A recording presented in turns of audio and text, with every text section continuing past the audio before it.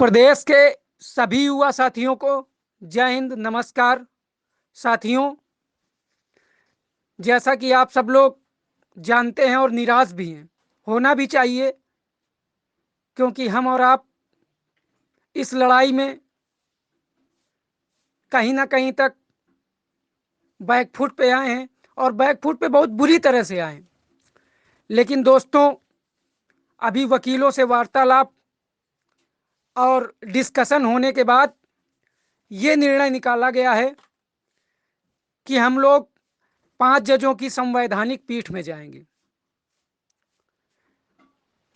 और वहां पूरी तरह से कैरी फॉरवर्ड और नियमावली का जो भी मामला है देखा जाएगा, जिसके लिए हमारी अंतिम और आखिरी लड़ाई है।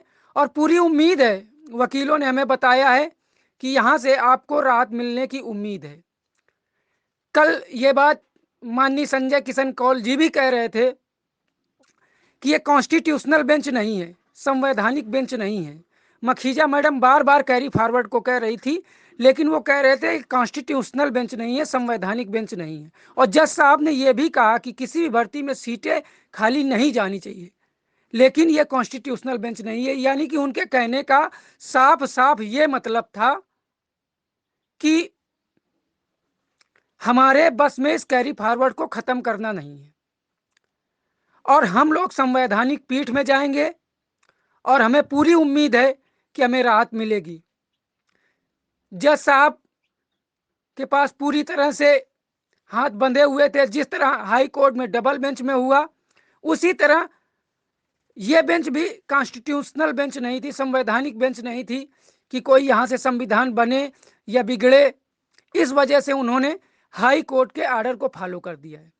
लेकिन अब जो आगे आने वाली सीढ़ी है, यह सीढ़ी हमारे लिए बिल्कुल लाभदायक होगी। 2018 भर्ती के लीडर विपुल मलिक जी, आकाश सिंह जी, कई लोगों ने मिलकर वकीलों से चर्चा की है और उन्होंने स्पष्ट रूप से बताया है कि संवैधानिक पीठ 5 जजों वाली पीठ में आपको राहत मिल जाएगी। और यहां से राहत ना मिलने का कारण बस एक कि कॉन्स्टिट्यूशनल बेंच नहीं थी। और जज साहब ने खुद कहा है कि किसी भी भर्ती में सीटें खाली नहीं जानी चाहिए।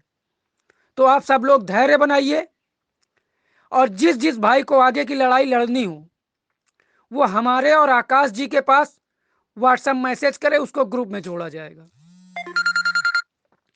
कोई भी भाई हैरान नहीं होगा। और अभी हमारी मंजिल है और लड़ाई बाकी है और हमें राहत मिलेगी, पूर्ण रूप से आश्वासन मिल चुका है।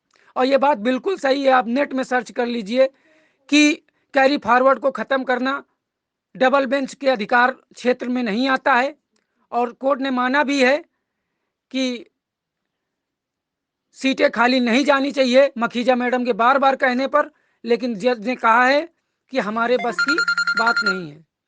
तो आप सभी लोग धैर्य बनाइए और जुड़िए। आकाश जी हमारे पास व्हाट्सएप करिए, आपको ग्रुप में जोड़ा जाएगा और आगे की जानकारी जल्द दी जाएगी। धन्यवाद।